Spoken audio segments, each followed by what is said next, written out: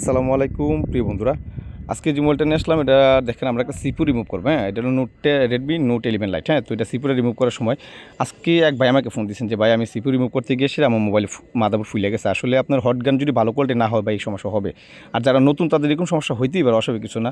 প্রথম অবস্থায় বা এরকম অ্যাক্সিডেন্ট হবে, ঠিক আছে। তো আপনি দেখেন আমি যেভাবে সিভাবে তুলতে চেষ্টা করতেছি আপনি সেমভাবে, হ্যাঁ, একটু ভালো কোয়ালিটি। আমি এটা কেন বলি একটু ভালো কোয়ালিটির, অ্যাকচুয়ালি আপনি দেখেন আমি নেপডে এক কোনা দিয়ে সেটা আস্তে করে হইতেছে, মানে যতক্ষণ পর্যন্ত আপনি মনে হইব না যে আমার নেপটা ঢুকবে, প্রেশার করে কোনো কিছু করা যাবে না। এখানে সবটা কাজই হবে আপনার আপোষে, মানে এখানে কোনো ধরনের প্রেশার নেই, কোনো ধরনের নেওয়া যাবে না, চাপ নেওয়া যাবে না। আপনি সম্পূর্ণ রিল্যাক্সে কাজটা করতে হবে যে আমার নেপটা ঢুকতেছে তখন আমি ঢোকাবো, আমার নেপটা ঢুকে না আমি জোর করে ঢোকাবো এমন কিন্তু না। জোর করে ঢোকাতে গেলে আপনার মোবাইলের সমস্যা হবে, আপনার বুট ফোলার সম্ভাবনা আছে বা আপনার প্যাড ড্যামেজ হওয়ার সম্ভাবনা আছে। দেখেন আমি যত সিপু রিমুভ করি, দেখেন আমি প্রতিদিন অ্যাভারেজে আমার সিপু রিমুভ 1-2টা আসি, তারপরও সব ভিডিও তো আর দেওয়া হয় না। হ্যাঁ, তো দেখেন রিমুভ করার সময় দেখেন চতুর্দিকে হিট দিলাম, যখন যেই সাইডটাতে আমি নেপটা ধরে রাখছি বা নেপটা দিছি ওই সাইডটায় হিটটা একটু বেশি দিবে, হালকা হালকা এই সাইডটা দিবেন। আর চতুর্দিকে সুন্দরভাবে ব্যালেন্স করে হিট দিয়ে সিপুটা তুলেন, দেখেন একদম প্যাড ড্যামেজ ছাড়া সিপু রিমুভ।